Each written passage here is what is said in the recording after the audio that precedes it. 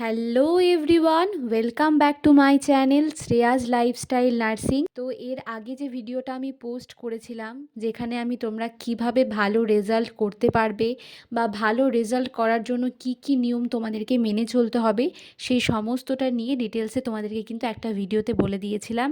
তো সেই ভিডিওটা যারা দেখোনি, আমি ডেসক্রিপশন বক্সে লিঙ্ক দিয়ে দিচ্ছি, তোমরা সেই ভিডিওটা গিয়ে আগে চেক করে নেবে। আমি সেই ভিডিওতে তোমাদেরকে বলেছিলাম যে পরের যে ভিডিওটা আমি পোস্ট করব সেখানে থিওরি এক্সাম এবং যে প্র্যাকটিক্যাল এক্সাম হবে সেখানে তোমরা কিভাবে ভালো স্কোর তুলতে পারবে, কিভাবে নিজেকে প্রিপেয়ার করবে, সমস্তটা নিয়ে পরের ভিডিওতে ডিটেলসে তোমাদেরকে বলে দেব। আজকের ভিডিওর টপিক কিন্তু এইটাই যে থিওরি এক্সামে তোমরা কিভাবে অ্যাপিয়ার করলে তোমরা ভালো স্কোর করতে পারবে, আর এই যে প্র্যাকটিক্যাল এক্সাম, তো এই প্র্যাকটিক্যাল এক্সামের জন্য নিজেকে কিভাবে প্রিপেয়ার করবে, সমস্তটা নিয়ে কিন্তু আজকের ভিডিওতে তোমাদেরকে বলবো। তাই বলবো এই ভিডিওটা স্কিপ না করে কিন্তু পুরোটা দেখবে। তো চলো শুরু করি। তো প্রথমেই আগে বলি থিওরি এক্সাম নিয়ে। তো দেখো, যারা সেকেন্ড ইয়ার, যারা থার্ড ইয়ার, তারা তো অলরেডি ফার্স্ট ইয়ার ক্রস করে সেকেন্ড ইয়ারে গিয়েছো, তাই তারা কিন্তু একটু হলেও নিয়মগুলো জানো।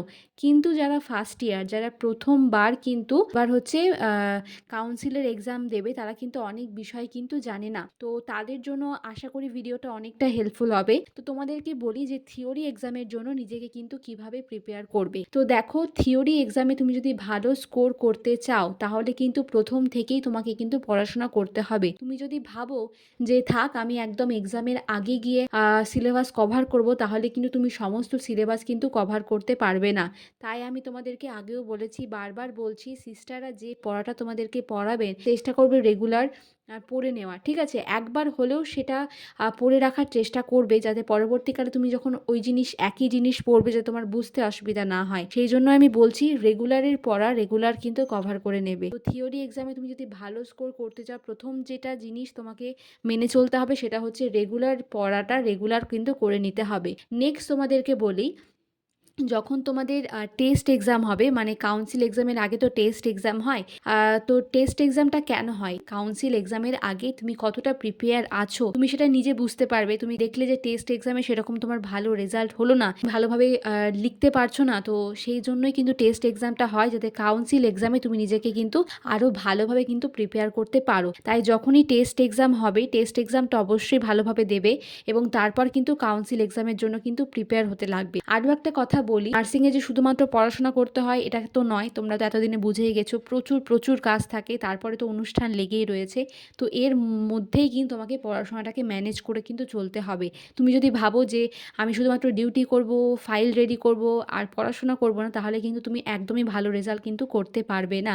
তাই তোমাকে বলবো যে যতই কাজ থাকুক চেষ্টা করবে একটু হলেও সময় বার করে কিন্তু পড়াশোনা করা। নেক্সট যে জিনিসটা তোমাদেরকে বলবো, আশা করি সেটা তোমাদের কিন্তু অনেকটা কাজে লাগবে, সেটা হচ্ছে যে 10 ইয়ার্স থিওরি এক্সামে ভালো রেজাল্ট করার জন্য অবশ্যই তোমাকে টেক্সট বুক, মানে হচ্ছে যে বইগুলো আছে নার্সিংয়ের, সেগুলো তো পড়তেই হবে, কিন্তু 10 ইয়ার্স কিন্তু ফলো করতে হবে।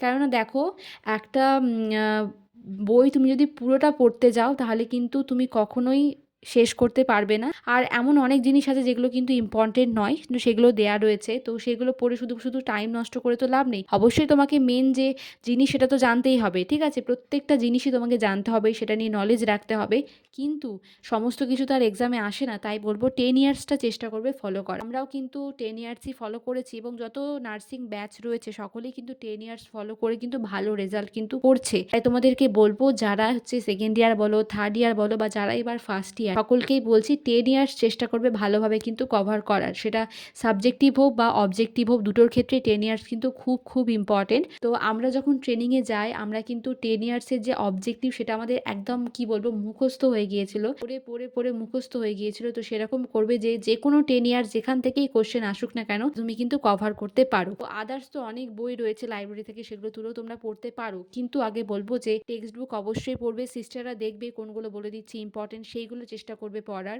আর তারপর তো 10 ইয়ার্স রয়েছে, 10 ইয়ার্সটাকেও কিন্তু চেষ্টা করবে যতটা পারবে কভার করার, কারণ সেখান থেকে তুমি দেখবে অনেকটাই কিন্তু কমন পেয়ে যাবে। আশা করি থিওরি এক্সামে তোমরা কিভাবে ভালো রেজাল্ট করতে পারবে সেইটা নিয়ে তোমাদেরকে যা যা বললাম সেগুলো তোমরা মেনে চলবে। এবার যেটা বলবো সেটা হচ্ছে প্র্যাকটিক্যাল এক্সাম। তো একইভাবে সেকেন্ড ইয়ার থার্ড ইয়ারের স্টুডেন্টরা তো জানো যে প্র্যাকটিক্যাল এক্সাম যা কতটা হচ্ছে হেডেক মাথার উপরে।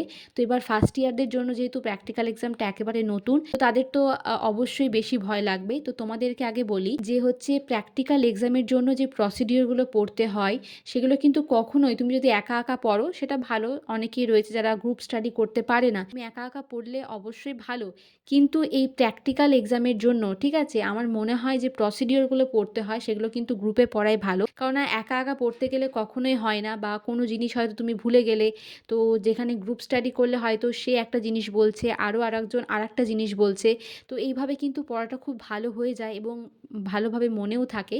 তাই বলবো প্র্যাকটিক্যাল এক্সামের জন্য যে প্রসিডিওরগুলো হয় সেগুলো কিন্তু তোমরা গ্রুপ স্টাডি করে পড়তে পারো, তাহলে দেখবে খুব তাড়াতাড়ি কিন্তু ইজিলি হয়ে যাবে। আর প্র্যাকটিক্যাল এক্সামের জন্য ভাইভার জন্য তো তোমাকে নিজেই প্রিপেয়ার হতে হবে, সেটাতে আর কিছু বলার নেই, ওটা নিজের হাতেই যে ভাইভা তুমি কেমনভাবে দেবে, তুমি কেমনভাবে নিজেকে প্রিপেয়ার করবে। তো সমস্ত টেক্সট বুক ভালো করে পড়তে হবে। 10 ইয়ার্স থেকেও সিস্টাররা কোশ্চেন্স ধরেন, সিস্টাররা রোজ যে জিনিসগুলো পড়ায়, তারপরে ওয়ার্ডে তোমরা যে প্র্যাকটিস করো সমস্ত কিছু থেকেই কিন্তু প্রশ্ন আসতে পারে। তারপর যেটা মেন যেটা হচ্ছে ফাইল, যে ফাইলটা তুমি তৈরি করছো সেখানে তুমি যে কেস স্টাডি, কেস প্রেজেন্টেশন বা কেয়ার প্ল্যান ঠিক আছে, অ্যাসাইনমেন্ট সমস্ত কিছু থেকেই কিন্তু সিস্টাররা কোশ্চেন্স ধরেন। তাই কিন্তু বলবো যে ফাইলটা অবশ্যই পড়তে হবে, তারপর তোমার টেক্সট বুক তো রয়েছে সেগুলো থেকেও কোশ্চেন ধরেন, আর তারপর হচ্ছে যে প্রসিডিওরটা আমি বললাম যে তোমরা গ্রুপ স্টাডি করে পড়তে পারো, তাহলে দেখবে অনেকটা হেল্প হবে। এবার বলি যে ফার্স্ট ইয়ারে তো সেরকমভাবে হচ্ছে তোমার ড্রাগ বলো বা ইনস্ট্রুমেন্ট বলো একদমই থাকে না, সেটা শুরু হয় সেকেন্ড ইয়ার থেকে, এবং তারপর সেকেন্ড ইয়ার থার্ড ইয়ার কিন্তু প্রচুর প্রচুর ড্রাগ থাকে, ইনস্ট্রুমেন্ট থাকে, তো সেগুলো হচ্ছে আরও হেডেক। ফার্স্ট ইয়ারে যেহেতু এগুলো নেই, এগুলোর জন্য একদমই চিন্তা করতে হবে না। ফার্স্ট ইয়ারে চেষ্টা করো গ্রুপ স্টাডি করে প্রসিডিওরগুলো পড়ার,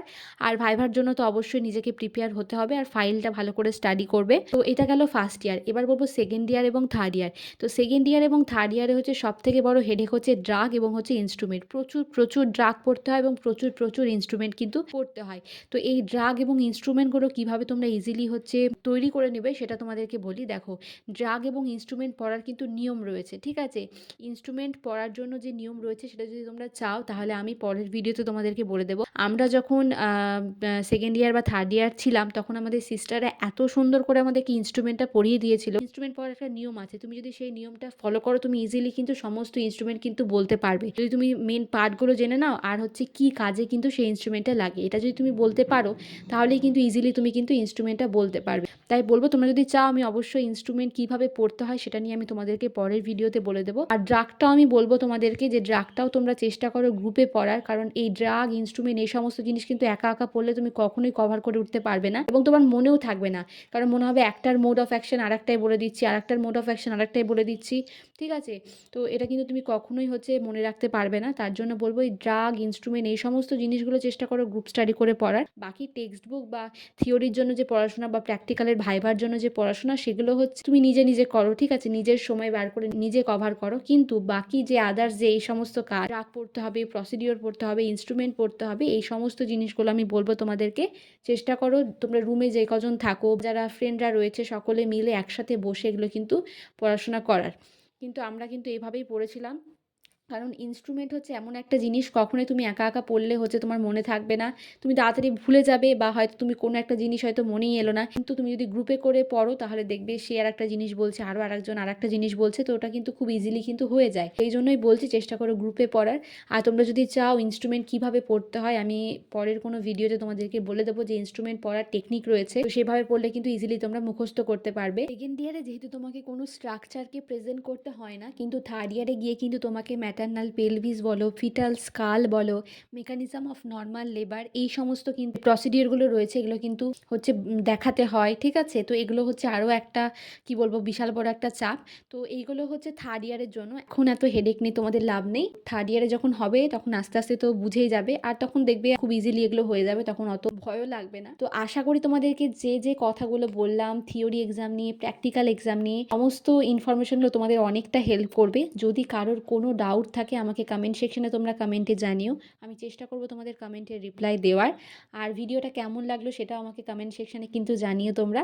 আর যদি ভিডিওটা ভালো লেগে থাকে তোমার বন্ধু বান্ধবী যারা ট্রেনিং করছে তাদের মধ্যে প্রচুর প্রচুর শেয়ার করে দিও, যাতে তাদেরও কিন্তু একটু হলেও হেল্প হয়। যারা এখনও সাবস্ক্রাইব করোনি সাবস্ক্রাইব করে দিও, আমার চ্যানেলের পাশে থেকো, ভালো থেকো, সাবধানে থেকো, সুস্থ থেকো।